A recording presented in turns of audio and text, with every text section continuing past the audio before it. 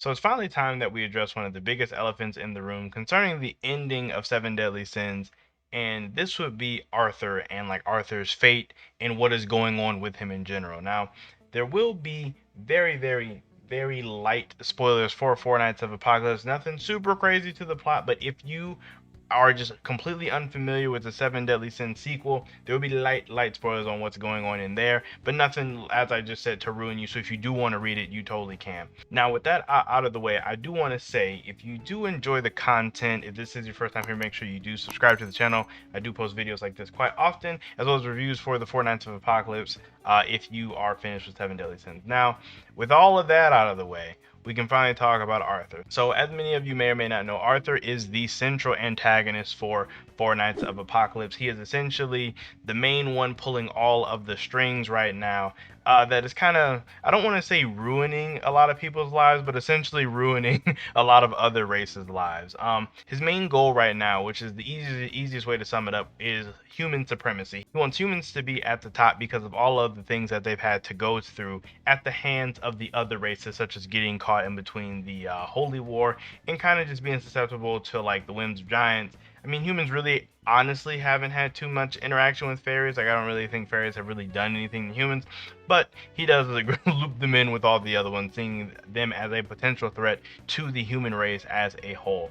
Now, as we do know, at the end of Seven Deadly Sins, Arthur did become the king of chaos. All the power of chaos did become absorbed into him, essentially, and that made him like, that left him like extremely powerful. That left him like much more powerful than the entirety of the Seven Deadly Sins when you really think about it. But at our last seeing him, or at our last interaction, at least at the end of Seven Deadly Sins, with him, saying his goodbyes to Meliodas and them, they were all on friendly terms. Like, everybody was still really cool with each other, and he wanted to become a good king. He wanted to be like, that was his big thing, is becoming a king that could make the impossible possible by saving everyone. However, at some unknown part in all of this, Arthur just said F everyone else, and by saving everyone, he just only meant humans. So it's not really for sure as to when all this probably went down in his head, but Arthur's main thing is he just only wants to help humans. And there's a couple key factors from things that happened at the end of Seven Deadly Sins that I want to bring up that I feel like could be a reasoning for this, as well as one of the scenes in a Cursed by Light Seven Deadly Sins movie that recently came out. Now, as far as what happened at the end of Seven Deadly Sins, if you remember, after Arthur awakened, he did have his run-in with Cath, who had already like eaten a piece of chaos, who was already extremely powerful. Within the power of chaos himself, they did battle.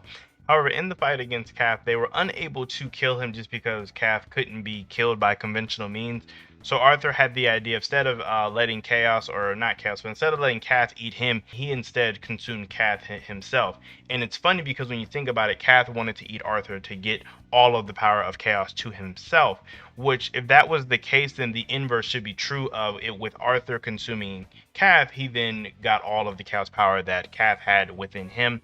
And I'm assuming that Cath's mentality would still have some effect to some degree on Arthur, such as all of that immense negativity that Cath kind of had already in him. If you remember, during the fight, Cath was trying to plunge Arthur more towards the darker side of chaos by making him realize that Camelot had been destroyed already, and that he was unable, and that Arthur was unable to keep his promise to save everyone.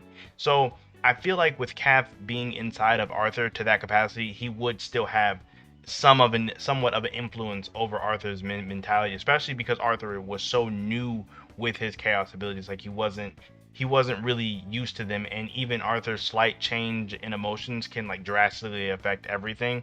I really feel like Cath is somewhat still affecting Arthur. It's still inside of him.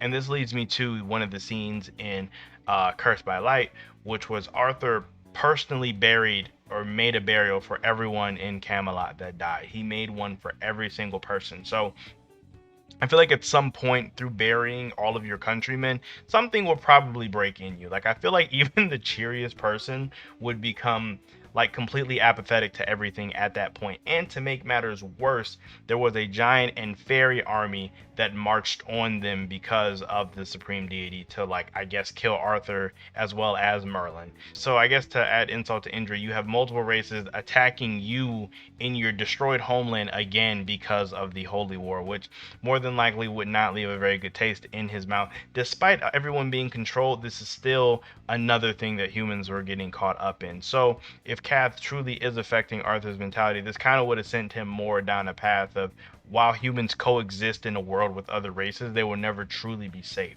So I feel like coming to that conclusion, Arthur was like, well, I just have to separate humans. And from there, I feel like just him wanting humans to be okay, like just his. It's funny because there's a saying that goes like, the road to hell is paved with good intentions. I feel like Arthur's intentions are good. He truly does want what is good for humans, but his want for that, I feel like, has become somewhat perverse, and he's now just flat out attacking other groups of races unprovoked, which is obviously not okay.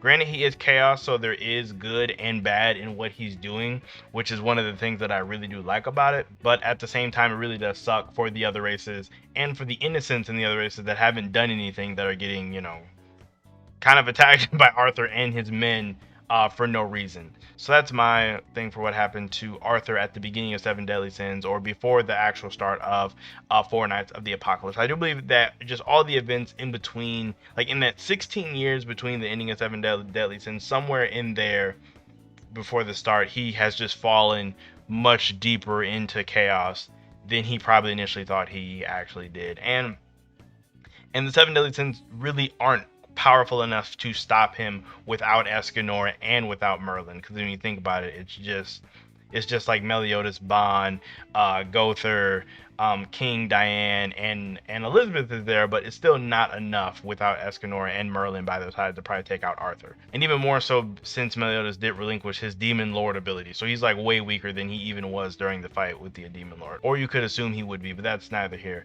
nor there. I am curious to know what you guys think about Arthur down below.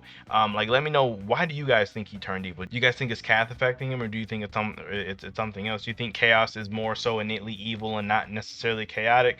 I'm just a little curious there. I have seen some people talk about, well, the nature of chaos is he has to do bad and he has to do good, but I've never really went full deep into that theory. So if you guys have some interesting stuff, please let me know down below. I would love to hear it. That being said, make sure you guys like the video, so subscribe to the channel for more content. I really do hope all of you enjoy the rest of your day, and I will see you all in my next video.